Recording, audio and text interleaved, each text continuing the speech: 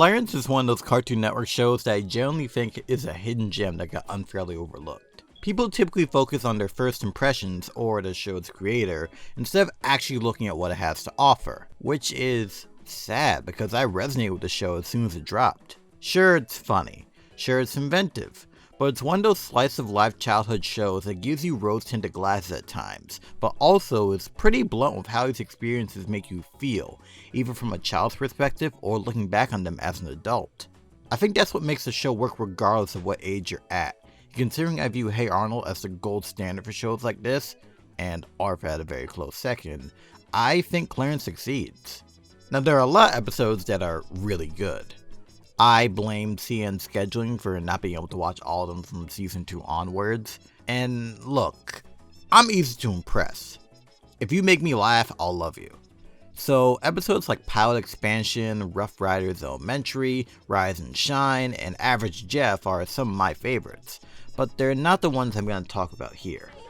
Enter episode 15, Dreamboat, and episode 71, Mystery Girl. Two things that you need in life are the ability to be better than your past self and to be open to new relationships.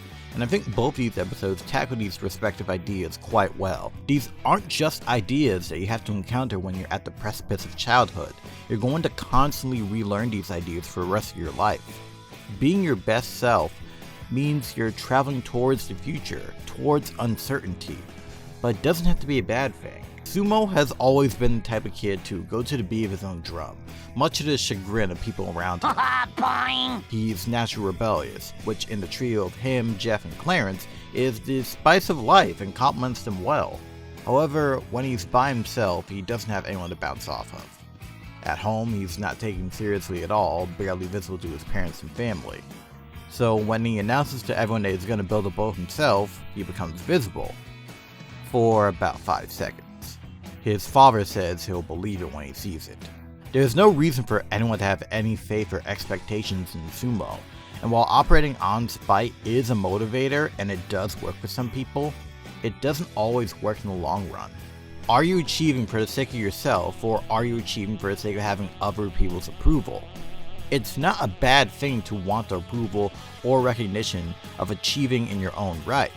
But if you don't have the ability to pat yourself on the back and be your own biggest cheerleader, you're gonna burn yourself out, or lash at people closest to you. People who just want to understand where you're coming from, or want to help. This is exactly what Sumo does, but thankfully his friends understand and aren't deterred from supporting him, but still give him space when needed. In an angry fit late at night during a particularly nasty storm, Sumo gets frustrated and destroys all of his work. People simply not taking him seriously was just too big of a chip on his shoulder to ignore. But in the dead of night, Jeff and Clarence are still there for him and support his endeavors, and at the end of the day, they're able to make a boat. For the most part. There's something that I've been thinking about for a while, and I think it's just the fact that we're all kind of scared of being vulnerable, and we're scared of making mistakes. But we often aren't nearly as scared when we're kids because we either are still innocent or still have others to back us up.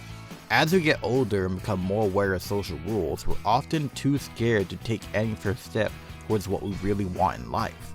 It's important to want to push on regardless, into the unknown, towards your goal.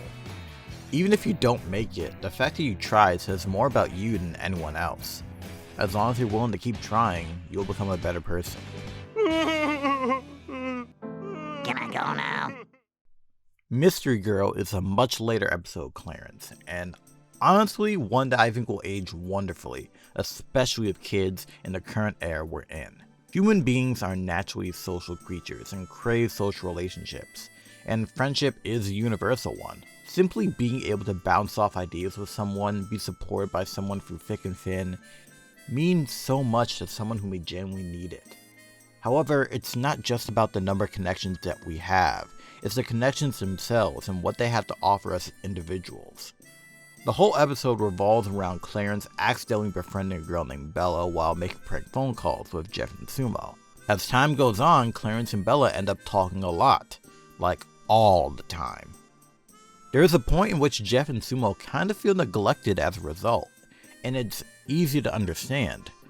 From their perspective, it's having a huge connection to someone that you haven't even really met. someone that in their eyes might not even exist. How do you know the person you're talking to is even real? Like, they are real. But as seen with the dinner party, they also kinda aren't. Seeing this hit hard, because it's just what my relationships are now. But it doesn't make the friendship or the friend any less real. But it's hard to explain to people who aren't used to more modern ways of communicating. And then there's miscommunication. Clarence spaces out while watching TV, and Belle interprets it as him not being interested in conversation anymore, shuts down, and doesn't feel like talking anymore. Accidentally forgetting Belle's birthday doesn't help matters, and Clarence feels guilty and sad and kinda gets into a slump. Communicating this way is already weird for me, someone who's had to talk to people online my more formative years. So for someone like Clarence, who likely only has experience in talking to people who can actually see and touch, it's going to be challenging. When we finally see Bella, we can see that it's challenging to her as well. And maybe this is me projecting, but I feel like all communication is challenging to Bella.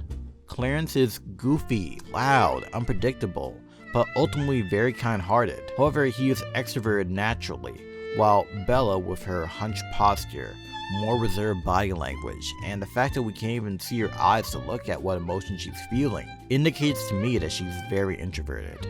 Clarence is able to meet her halfway, and tries to communicate as they've always done, and slowly she feels more comfortable, and they're truly able to appreciate their presence. Friendship is never perfect, and often there's a lot of snags.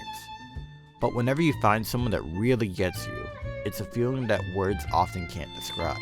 Clarence isn't perfect, and I think that's perfectly okay.